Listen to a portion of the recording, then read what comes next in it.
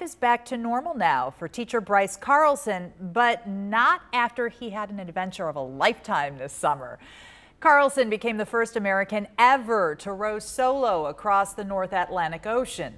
It took him 38 days to go from coastal Canada to England. That is a new world record.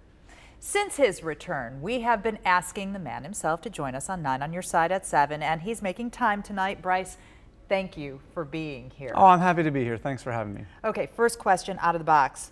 What made you want to do this?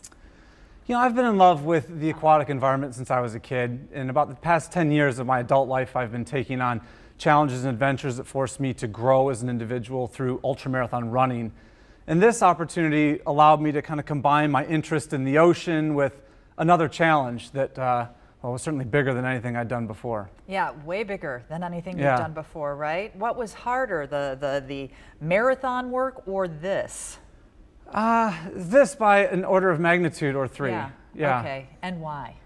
You know, to get across the ocean safely, I needed a vessel that would carry me, and which, you know, if I take my health pretty seriously and my life pretty seriously, so that required finding the best, safest, fastest boat in the world, which ended up being a custom-made boat out of England, which wasn't cheap. And so the logistics surrounding financing that boat was, you know, much bigger, I think, than I anticipated biting off. The thing that I have a hard time wrapping my head around is, you know, you were out there all alone. I mean, you had contact with other people via technology, but you were out there all alone. So when you capsized, it was all you. Yeah. Well, you know, I think very often, you know, in our working environments, you know, we may be working with a team to solve any given problem. But very often we have issues that come up in our work lives where you have a problem you need to solve right now in the moment. And I think my head kind of went to that space. Like, I have a problem right now in this moment. I need to solve it.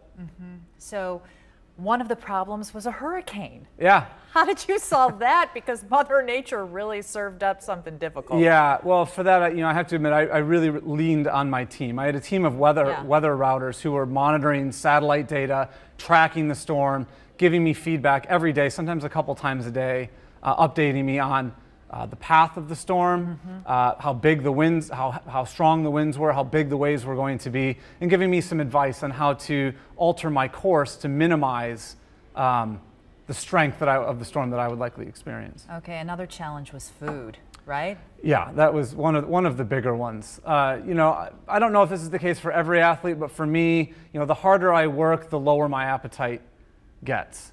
But for this adventure, I needed to take in a lot of calories per day, but on a very low appetite and very unappetizing dehydrated foods, that became a real exercise in endurance to shovel enough in every day.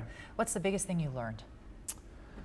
Oh, I think I learned that I can be tough when I need to be, that I can be pretty resilient and resourceful when I need to be, and sometimes it's hard to know how you'll respond to really tough situations until you're in them. So I think that was a really fun discovery for me. And how are you going to use this adventure in your classroom?